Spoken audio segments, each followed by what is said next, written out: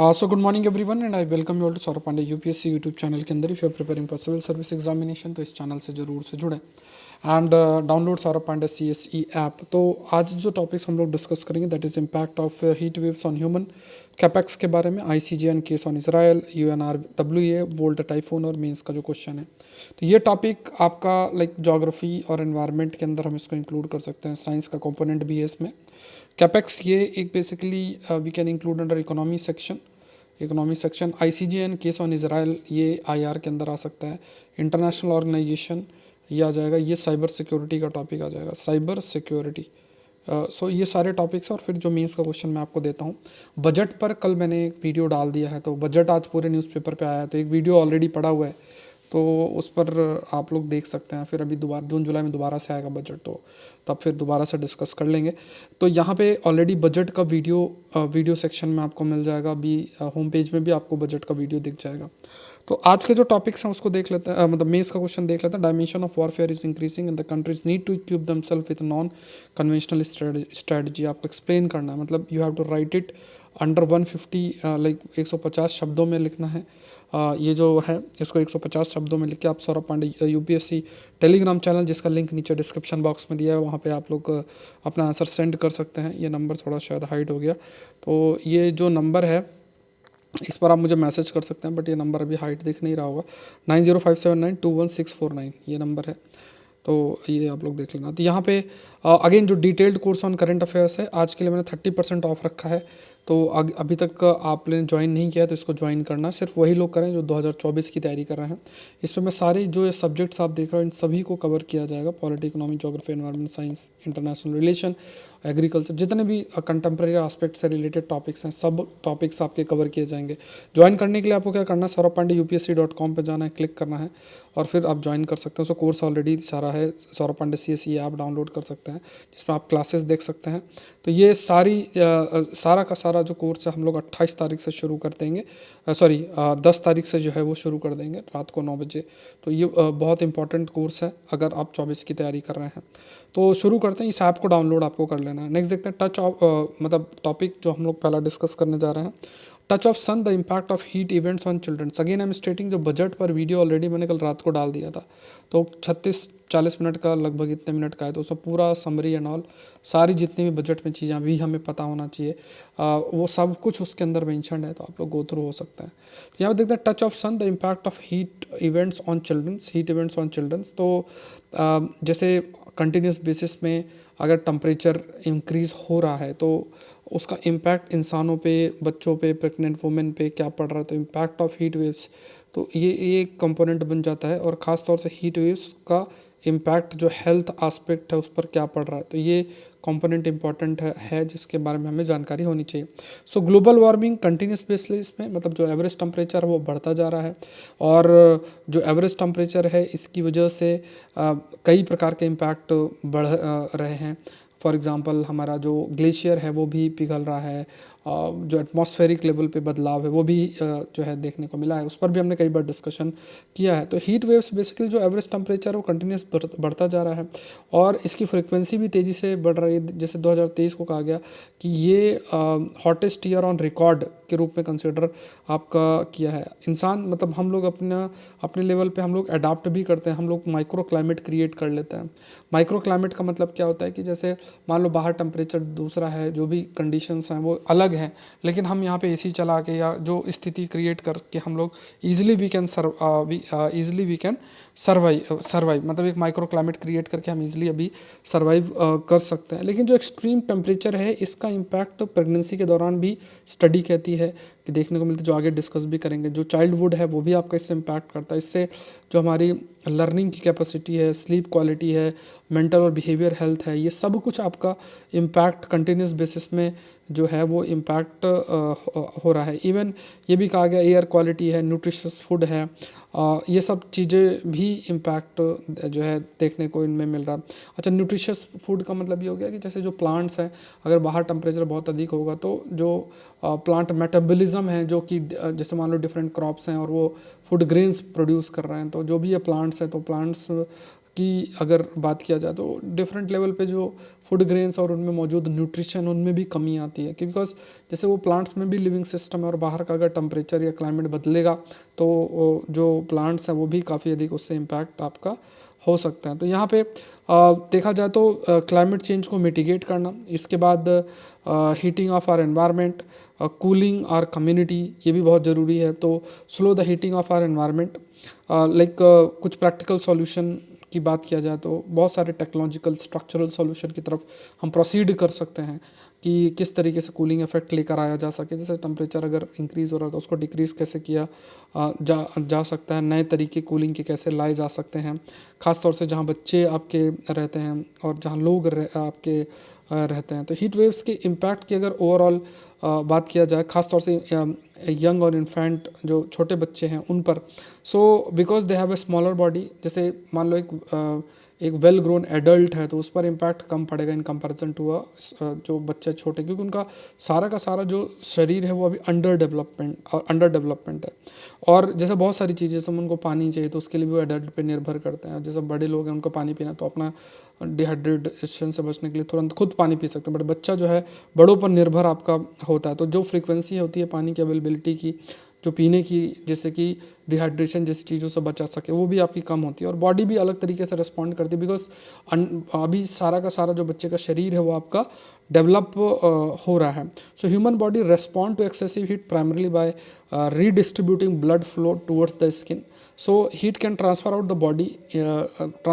the body into the environment through the sweat which evaporate on the skin, bringing body temperature down. तो ये common सी बात है कि जैसे जो बॉडी है उसमें जो टेम्परेचर है कंटिन्यू, जैसे मान लो बाहर बहुत अधिक अगर टेम्परेचर है तो टेम्परेचर अगर बाहर है तो पसीना भी काफ़ी आएगा, और इस प्रोसेस के माध्यम से जो ये ऑपरेशन का प्रोसेस है, इस ऑपरेशन के प्रोसेस के माध्यम से जो कूलिंग इफेक्ट है वो देखने को मिलता है। सो जो ब्लड फ्लो है, जैसे मान लो जो ह्यूमन बॉडी है वो रिस्पॉन्ड करती है एक्सेसिव हीट से, मेनली जैसे ब्लड फ्लो कर रहा है उससे टेम्परेचर को रीडिस्ट्रीब्यूट करना, स्किन की तरफ फ्लो करना, और जो हीट है ये ट्रांसफ़र होगा आउट ऑफ द बॉडी, जैसे मान लो स्वेट के फॉर्म में, या फिर जब वो पसीना निकलता है तो हीट भी बाहर की तरफ निकलती है आपकी। सो ये एक डेवलपमेंट मतलब बच्चों में देखने को मिलता है या हम इंसानों के अंदर ये देखने को मिलता है। So blood flow cooling method specially important है यंग चिल्ड्रंस के लिए, तो ये बहुत ज़रूरी है। अगर मान लो स्थिति ऐसे होती है, कई प्रकार के आजकल बीमारियां भी हो जाती हैं जिससे जो बॉडी का मेटाबॉलिज्म जिस तरीके से एक्ट करना चाहिए वो एक्ट नहीं कर पाता। एयर टेम्परेचर अगर कूलर है then the body temperature heat dissipate through the skin to outside environment. अगर मान लो सपोज एयर बाहर जो टेम्परेचर है कंपेरेटिवली कम है और बॉडी टेम्परेचर ज़्यादा है, तो ऐसी स्थिति में अंदर जो बॉडी टेम्परेचर है वो आपका जनरली जो हीट है वो बाहर की तरफ आपकी रिलीज़ होती है। अगर टेम्परेचर राइज करता है तो ब्रेन रेगुलेट करता है हमारे किस तरीके से शरीर को रिस्पॉन्स करना चाहिए। एंड एडिशनल इनपुट जो है वो टेम्परेचर सेंसिटिव नर्व सेल्स जो स्किन में मौजूद है, जैसे ब्रेन तो हमारा फंक्शन करेगा, लेकिन ये कैसे पता चलेगा कि जो टेम्परेचर है वो बाहर बहुत अधिक है, तो जो स्किन के अंदर अटैच जो नर्व सेल्स होते हैं वो ब्रेन को सिग्नलिंग देते हैं कि अच्छा बाहर टेम्परेचर आपका कंपेरेटिवली हाई है। और इस वजह से जो सेल्स होते हैं हमारे शरीर के अंदर, सेल्स, ये बहुत इंपॉर्टेंट पॉइंट है, वो एक प्रकार की प्रोटीन प्रोड्यूस करते हैं जो कि एक कैपरॉन्स के रूप में एक्ट करते हैं। तो यहाँ पे जो दूसरी प्रोटीन्स हैं, जैसे मान लो प्रोटीन्स हमारे शरीर में मौजूद सेल्स हैं या जो हमारा शरीर का स्ट्रक्चर है उसमें आप कह सकते हो कि उस स्ट्रक्चर को मेंटेन करने में प्रोटीन का एक बड़ा रोल होता है।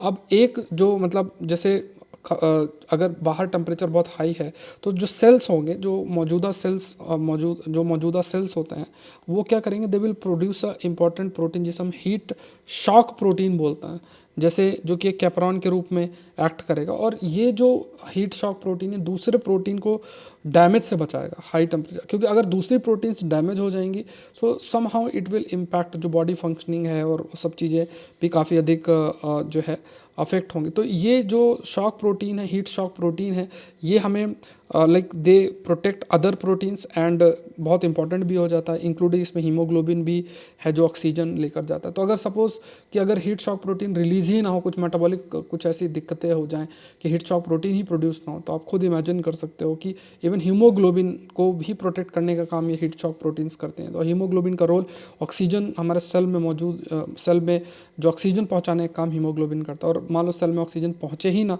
तो फिर उसका अपना एक इम्पैक्ट होता है। तो ब्रेन में हाइपोथैलेमस होता है, it also act as a thermostat for entire body, जो कि मतलब जो ये हाइपोथैलेमस है तो ये टेम्परेचर को सेंस करता है। फिर we can say it also react to keep core temperature within the healthy range. तो ये हाइपोथैलेमस बेसिकली हमारे ब्रेन के अंदर जो मौजूद होता है और जो पूरा जो शरीर है उसमें टेम्परेचर को मेंटेन करने का काम करता है। हाई जो temperature it also prevent hypothalamus from shutting off these cooling responses. So ये है हाई टेम्परेचर बेसिकली कई बार मतलब बहुत ज़्यादा अगर टेम्परेचर होगा तो ये जो हाइपोथैलेमस है ब्रेन का, तो जो भी कूलिंग रिस्पॉन्स है जैसे टेम्परेचर को रेगुलेट करने के लिए जो हमारा शरीर रिस्पॉन्ड करता है उसमें कुछ ना कुछ कमी है। एंड जब हीट शॉक प्रोटीन आपकी ब्रेक डाउन होती है, body identifies them as invader and send out immune cells to fight them.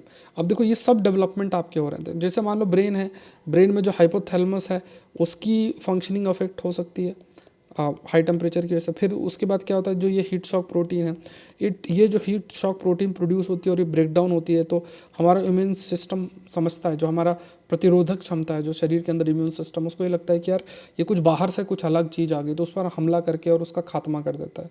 तो ये सब चीज़ें मतलब अफेक्ट होती है। तो जो काम मतलब इम्यून सिस्टम को हम इन्फेक्शन से बचाने का है, वो अब हीट शॉक प्रोटीन बहुत अधिक निकल रही है, हीट शॉक प्रोटीन टूट रही है, उसको हमारा इम्यून सिस्टम उसको टैकल कर रहा है, ये सारी चीज़ें हैं। तो ये सब मेटाबॉलिक फंक्शंस या शरीर के अंदर मौजूद जो ये फंक्शंस हैं वो आपके चेंजेस उसमें देखने को मिलते हैं। फिर आपका स्किन और गट की अगर बात करें तो जो स्किन के अंदर मौजूद जो पोर्स होते हैं, छेद टाइप जो होते हैं, जो कि जिससे पसीना निकलता है, तो जिससे जितना पसीना अधिक निकलता है उतना अधिक कूलिंग होती है। तो बट क्योंकि ज़्यादा आपका इवापोरेट होता रहता है तो उसका भी अपना एक इम्पैक्ट रहता है। जो गट्स की लाइनिंग होती हैं, जो मौजूदा इंटेस्टाइन और ये सब है, तो यहाँ पे क्या है कि ये भी बहुत लीकी टाइप हो जाती है। मतलब पहले तो एकदम से कंटिन्यूस होंगे तो लीकी का मतलब कुछ बीच में गैप्स टाइप आ जाते हैं, और लीकी होने की वजह से उसमें एक रास्ता बन जाता है जहाँ बैक्टीरिया जो बॉडी पार्ट के दूसरे हिस्सों पर रीच कर सकता है। जैसे मान लो हमारे शरीर में बहुत सारे बैक्टीरियाज और दूसरे माइक्रो ऑर्गेनिजम्स प्रेजेंट होते हैं, कुछ फ़ायदेमंद होते हैं, कुछ नुकसानदायक होते हैं। कुछ नुकसानदायक होते हैं, वो जो लीकी गट है उससे दूसरे शरीर के हिस्से तक आपका रीच कर सकता है। प्रेग्नेंट वुमेन की बात करें तो जो हाई टेम्परेचर है इसकी वजह से जो ब्लड फ्लो है वो आपका रिड्यूस हो सकता है, डिहाइड्रेशन हो सकता है, सूजन हो सकती है। मतलब जैसे 9 मंथ होता है तो उससे पहले बच्चे का बर्थ हो सकता है, स्टिल बर्थ, या फिर प्रीमेच्योर या लोअर जो वेट बेबीज़ हैं वो आपके ज़्यादा देखने को मिल सकते हैं। तो ये सब बहुत बड़े चैलेंजेस आप देख सकते हो कि जो प्रेगनेंसी है वो भी आपकी कितना अधिक हाई टेम्परेचर की वजह से अफेक्ट होती है। लर्निंग लॉस जो है इसकी बात करें तो heat is link to slower cognitive functions, concentration आपका अफेक्ट होता है। ज़्यादा हीट की वजह से जो हमारे सीखने की क्षमता है, समझने की क्षमता है, खास तौर से यंग एज के अंदर वो भी अफेक्ट होता है। हाई टेम्परेचर की वजह से जो स्लीप क्वालिटी है वो भी आपका अफेक्ट होता है। तो यहाँ पे जो लेस स्लीप इन्फेंसी चाइल्डहुड है, childhood opacity, sleep habit in childhood में इम्पैक्ट वेट जो है वो भी आपका अफेक्ट हो सकता है। मतलब अगर बच्चा है सही से सो नहीं रहा, सही से खा नहीं रहा, तो उसका ओवरऑल ग्रोथ और weight that will also be affected. फिर मेंटल और बिहेवियर हेल्थ भी आपकी काफ़ी अधिक अफेक्ट होगा, क्योंकि पूरा शरीर अफेक्ट हो रहा है। स्लीप क्वालिटी, सीखने की क्षमता और मेटाबॉलिक एस्पेक्ट शरीर के अंदर जो चीज़ें हो रही हैं वो भी सब कुछ अगर इम्पैक्ट कंटिन्यूस बेसिस पे अगर हो रहा है, सो somehow it will have overall impact है। मेंटल और बिहेवियल एस्पेक्ट में भी इंसान काफ़ी अधिक अफेक्ट होगा। नेक्स्ट देखते हैं case of capex. Again I am स्टेटिंग this point कि बजट पर आज काफ़ी सारा आया है, तो मैंने अलग से वीडियो उसका बना रखा है, तो आप लोग एक ओवरऑल व्यू के लिए उस वीडियो को आप लोग गो थ्रू हो सकते हैं। फिर धीरे धीरे और भी हम लोग डिस्कशन उसमें कुछ भी कंसेप्ट आते रहेंगे। जैसे आज इस आर्टिकल पे हमने डिस्कस किया, डेटा पे नहीं जाएंगे क्योंकि अभी चेंज हो जाएगा ये। तो यहाँ पे कैपेक्स क्या होता है, तो ये एक इकोनॉमी का टॉपिक है, this is basically linked with economy section, तो इसको डिस्कस कर लेते हैं क्या क्या चीज़ें। तो कैपेक्स पहले देख लेते हैं। कैपेक्स की अगर बात करें तो यहाँ कैपिटल एक्सपेंडिचर है, जैसे जो खर्चा जिसे हम कहते हैं, तो कैपिटल एक्सपेंडिचर है। तो जो भी पैसा पैसा इन्वेस्ट किया जाता है कंपनी की जगह। मान लो देश की बात करो, जैसे मान लो आप रोड बनाने में, रेल बनाने में, किसी एसेट पे जो खर्चा करते हो वो कैपिटल एक्सपेंडिचर होता है।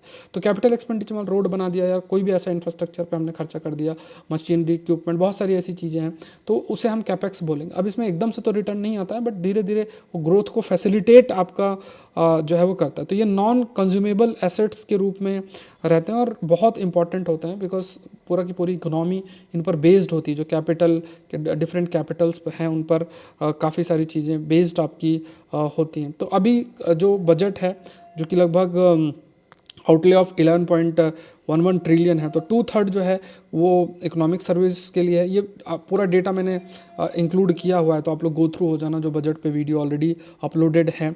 अब इसमें कुछ एरियाज़ हैं जैसे जो इंफ्रास्ट्रक्चर कंटेक्स्ट में आइडेंटिफाई किए गए, जैसे रेल कॉरिडोर डेवलप करने के लिए पीएम गति शक्ति प्रोग्राम के तहत, जिससे कि लॉजिस्टिक है, जो जैसे रॉ मटेरियल है, फिनिश्ड इक्विपमेंट, फिनिश्ड प्रोडक्ट है, उनको ईजिली उनका ट्रांसपोर्टेशन जो है किया जा सके, कॉस्ट रिड्यूस किया जा सके। उसके बाद एनर्जी है, मिनरल, सीमेंट कॉरिडोर्स हैं, पोर्ट कनेक्टिविटी कॉरिडोर्स हैं, हाई ट्रैफिक डेंसिटी कॉरिडोर्स हैं। तो ये सब एरियाज़ हैं, तो जिससे कि क्या है कि ट्रांसपोर्टेशन फैसिलिटेट किया जा सके। जहाँ ज़रूरत है रेल का कॉरिडोर, जहाँ ज़रूरत है आपका पोर्ट की connectivity corridor, high traffic density corridor, ये सब डेवलप करने की बात की गई है। फिर जैसे जो कि फैसिलिटेट भी करेगा आत्मनिर्भर भारत के पे, जैसे मान लो कोई इंडस्ट्री है, उसको रॉ मटेरियल चाहिए, उसके बाद वो कोई फिनिश्ड प्रोडक्ट उसको मार्केट तक रीच कराना है, तो ये सब कनेक्टिविटी कॉरिडोर के माध्यम से इस्टेब्लिश करने की बात आपकी की गई है। डिफेंस कंटेक्स्ट में डीप टेक टेक्नोलॉजी जो टेक्नोलॉजीज़ हैं हाईली एडवांस जो टेक्नोलॉजीज़ हैं उनको किस तरीके से स्ट्रेंथन किया जा सके, तो इस पर भी फोकस किया गया। ये भी कैपिटल एक्सपेंडिचर के अंदर आपका आ जाएगा। फिर उसके बाद इंफ्रास्ट्रक्चर सेक्टर को और अधिक एक्सपैंड करना, डेवलप करना, जो ग्रीन एनर्जी कॉरिडोर या ग्रीन एनर्जी से रिलेटेड जो इंफ्रास्ट्रक्चर उसको किस तरीके से डेवलप करना। उसके बाद जो पब्लिक सेक्टर एंटरप्राइजेज़ हैं, अगर देखा जाए सो जो capital expenditure public sector enterprising के जो मतलब PSUs होती हैं उन पे जो होना चाहिए, तो उसमें थोड़ा स्लो डाउन देखने को मिला। तो आपको बस इतना एक कंटेक्स्ट में रखना है कि कैपेक्स पे कई जगह पे फोकस सरकार का काफ़ी अधिक किया गया है, तो उसमें कुछ आपके पास पॉइंट्स होने चाहिए। अब देखो इसमें बहुत सारे डेटा मेंशन है, अब वो सारा का सारा डेटा मतलब उसमें चेंज होते रहते हैं, तो इतना ध्यान नहीं रखना है। नेक्स्ट देख लेते हैं, on Israel obligations to prevent genocide. अब देखो डेटा बेसिकली चेंज होगा अभी कुछ समय में ना, जैसे डेटा आपको चेंज होगा, प्लस एक स्पेसिफिक आर्टिकल्स भी कुछ ना कुछ आते रहेंगे, तो हम लोग उसको डिस्कस करते रहेंगे। तो on Israel obligation to prevent genocide, ये इंटरनेशनल रिलेशन IR का टॉपिक है, अच्छा टॉपिक है। इस पर इंटरनेशनल कोर्ट ऑफ जस्टिस पर हमने ऑलरेडी डिस्कशन कर रखा है। अगेन मैं आपको ये कहना चाहूँगा कि अगर आप 2024 की तैयारी कर रहे हो, तो मैंने जो एडवांस करंट मतलब जो करंट अफेयर्स 2 साल के करंट अफेयर का 60 लेक्चर का जो कोर्स है, जो कि 10 तारीख से स्टार्ट हो रहा है इसी महीने, तो 2024 के लिए बहुत इंपॉर्टेंट कोर्स है। उसमें आज आपका 30% ऑफ है, तो अभी आप प्लान कर रहे हो तो आप अपना ज्वाइन कर लेना, ठीक है। चलो नेक्स्ट देखते हैं, International Court of Justice ordered Israel to take measures. मतलब इसमें जो इंटरनेशनल कोर्ट ऑफ जस्टिस ने कहा है कि जो भी ऐसा जीनोसाइड हो रहा है गाज़ा के अंदर, तो आपको कदम उठाना चाहिए का जो है। लेकिन जैसे अभी ये सब कहने से मना कर दिया है कि आपको जो है पूरे तरीके से सीज़ फायर कर देना है, ये चीज़ अभी नहीं हाईलाइट आपकी की है। तो यहाँ पे कोर्ट ने ऑर्डर किया इजराइल की जो बेसिक सर्विसेज हैं उनकी एंट्री, जो ह्यूमैनिटेरियन मानवता के लिए जो ज़रूरत असिस्टेंस है उसको तुरंत फैसिलिटेट किया जाए। तो international Court of justice basically क्या है, प्रिंसिपल जुडिशल ऑर्गन है यूनाइटेड नेशन में, जिसमें टोटल आपके देखा जाए तो 15 जजेस होते हैं। 9 साल के लिए वो एक प्रकार से आपके इलेक्ट किए जाते हैं, और हर रीजन में अपना रिजर्वेशन है कि इस रीजन के इतने जजेस आपके होंगे।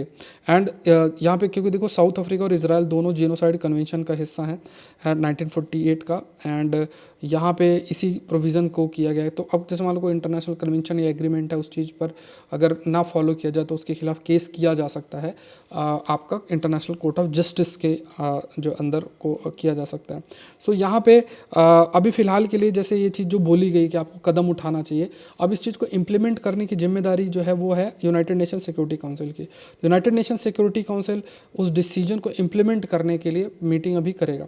जैसे इंटरनेशनल कोर्ट ऑफ जस्टिस के पास कुछ भी ऐसा मतलब इम्प्लीमेंटिंग एजेंसी नहीं है कि वो अपने ऑर्डर को इम्प्लीमेंट कर सके, वो यूनाइटेड नेशन सिक्योरिटी काउंसिल के माध्यम से ही उस चीज़ को इम्प्लीमेंट कर सकता है। तो genocide convention, like can south Africa move against Israel, तो जो जीनोसाइड कन्वेंशन है ये रेटिफाई किया गया था नंबर ऑफ स्टेट, जिसमें साउथ अफ्रीका 1998 में उसने रेटिफाई किया। साइन और रेटिफाई मतलब कि साइन किया और फिर उसके पार्लियामेंट ने एग्री किया। साउथ अफ्रीका 1998 में, इसराइल ने 1950 में ही एग्री कर दिया था। और इसका जो आर्टिकल 9 है ये अलाउ करता है किसी भी स्टेट पार्टी का कि वो जैसे जो केस है वो दर्ज कर सकता है अगेंस्ट अनदर। मान लो जो जिन्होंने साइन किया है उनके मतलब एक दूसरे के खिलाफ कर सकता है इंटरनेशनल कोर्ट ऑफ जस्टिस। ये आपका आर्टिकल 9 के अंदर मेंशन्ड है। Even if it is not directly involve in the conflict, because जो prohibition of genocide is consider peremptory norms of international law. और यहाँ पे जैसे मतलब एक इम्पॉर्टेंट इंटरनेशनल लॉ के कंटेक्स्ट में इसको देखा जा सकता है। और इसी बेसिस पे वी कैन से कि साउथ अफ्रीका ने अप्रोच भी किया है इंटरनेशनल कोर्ट ऑफ जस्टिस में। सो जो कोर्ट है इट हैज ऑल्सो रूल्ड, जैसे दिसंबर 2022 में Gambia could bring a genocide claim against Myanmar, जिस तरीके से रोहिंग्यास को ट्रीट किया गया है। फिर जो साउथ अफ्रीका है, it like the court stated all state party to the convention have the common interest to ensure prevention, suppression, punishment of genocides and thus any of them can see compliance of such obligations. तो ये चीज़ highlight भी की है, जैसे पुरानी जो judgements हैं International Court of justice के, तो उसमें इस चीज़ को हाईलाइट किया गया कि कदम उठाने पड़ेंगे जेनोसाइड को रोकने को, प्रिवेंट करना, सप्रेस करना उसके कंटेक्स्ट में। तो और सबसे इंपॉर्टेंट जो जेनोसाइड कन्वेंशन है उसमें साउथ अफ्रीका इजराइल दोनों ही साइन ऑन रेटिफाई ऑलरेडी उन्होंने कर रखा है। नेक्स्ट देखते हैं, India concern over allegation of UNRWA staff और हमस अटैक लिंक। तो ये एक अच्छा मतलब इंटरनेशनल ऑर्गेनाइजेशन के कंटेक्स्ट में अगर देखा जाए तो एक टॉपिक बन जाता है। तो ये UNRWA इसका फाउंडेशन कब हुआ था? 1949 के अंदर हुआ था। और United Nation Relief and Work Agency for फ़िलिस्तीन refugees in the Near East, ये इसका फुल फॉर्म है। ये एक स्पेशलाइज्ड UN एजेंसी है जो कि फ़लस्तीनी रिफ्यूजीज़ को ह्यूमैनिटेरियन एड, एजुकेशन, हेल्थ से रिलेटेड सारी सहायता आपकी करती है एंड ख़ास तौर से जो ह्यूमैनिटेरियन जैसे अभी जो स्थिति है उसमें असिस्टेंस प्रोवाइड करने का काम जो है ये इस एजेंसी के द्वारा आपका किया जाता है। तो अभी उसको जो फंडिंग है जैसे यूनाइटेड नेशन के माध्यम से या फिर आप कह सकते हैं यूनाइटेड स्टेट्स के माध्यम से जो भी फंडिंग है उसमें थोड़ी सी कमी देखने को मिल रही है। सो इसका 1949 में क्रिएशन हुआ था। फूड, हेल्थ केयर, एजुकेशन से ऐसे जो चीज़ें हैं तो फ़लस्तीनियन रिफ्यूजीज़ की मदद करना, बेसिक सपोर्ट प्रोवाइड करना, ये एक एम भी है आपका बन जाता है। तो इज़राइल्स क्रिएशन इन 1948, ठीक है, तो वो फ़लस्तीनियंस उसको नकबा के रूप में या कैटास्ट्रॉफी के रूप में कंसीडर जो है वो आपका करते हैं। सो बेसिकली जो फ़लस्तीनियंस रिफ्यूजीज़ हैं उनको सपोर्ट करना, ये एक रहता है। स्कूल्स, प्राइमरी हेल्थ सेंटर्स, इन सब के कंटेक्स्ट में लोन्स भी पैलेस्टीनियंस को प्रोवाइड करना। ऑल दो ये रिफ्यूजी कैंप रन नहीं करता but law and order security के like maintenance of law and order security ये भी इसके उसमें नहीं है बट किसी लेवल पे इन्वॉल्व भी रहते हैं ये। फिर ये operate separately from United nation high commissioner for refugees, इसके विद इन ये कार्य आपका करता है जो कि इस्टेब्लिश किया गया था 1949 के अंदर। फिर रिफ्यूजीज़ को प्रोटेक्शन प्रोवाइड करना ये भी है, ऑल्दो मैंडेट नहीं है बट प्रोवाइड करते हैं टेम्परेरी सेंस के अंदर अगर देखा जाए। नेक्स्ट देखते हैं USA dismantled China backed infrastructure hacking problem.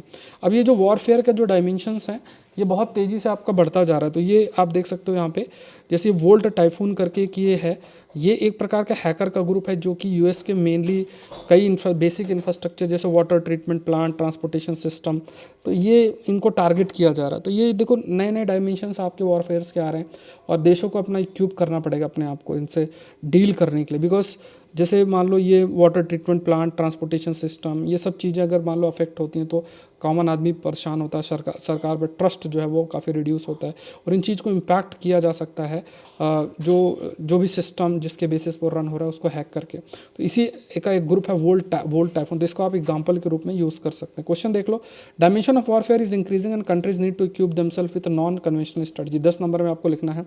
आप अपने आंसर को Saurabh Pandey UPSC Telegram channel जिसका लिंक डिस्क्रिप्शन बॉक्स में दिया है उस पर सेंड कर सकते हैं। ये नंबर है 9057921649, तो इस पर आप कोई क्वेरी है तो रीच कर सकते हैं, नीचे दब गया number. Again detailed current affairs का जो कोर्स है 2 साल का, इसमें आज 30% ऑफ है तो इसका बेनिफिट आप ले सकते हैं। और इसमें मैं पूरे तरीके से सारे सब्जेक्ट्स आपके कवर करूँगा जो कि कंटेम्प्रेरी एस्पेक्ट से रिलेटेड होंगे। बहुत इंपॉर्टेंट कोर्स है जिसमें geography, environment science, IR, polity, economy, agriculture, हर एक सब्जेक्ट आपका कवर होगा। सिर्फ उन्हीं को ज्वाइन करना है जो 2024 की तैयारी कर रहे हैं। तो सौरभ पांडे UPSC.com वेबसाइट पर जाना है, Saurabh Pandey CSE app download करके आप ज्वाइन ज्वाइन कर सकते हैं, मतलब saurabpandeyupsc.com से आप लोग ज्वाइन कर सकते हैं। तो ये ऐप को डाउनलोड करके ज्वाइन कर लेना है। ये टेलीग्राम चैनल है आपका, जहाँ पे आपको सारा इसका PDF और सारी जानकारी जो है वो अवेलेबल हो जाएगी। सो आज के लिए इतना ही। आई होप ये सेशन आपके लिए हेल्पफुल रहा होगा। Thank you everyone, thank you.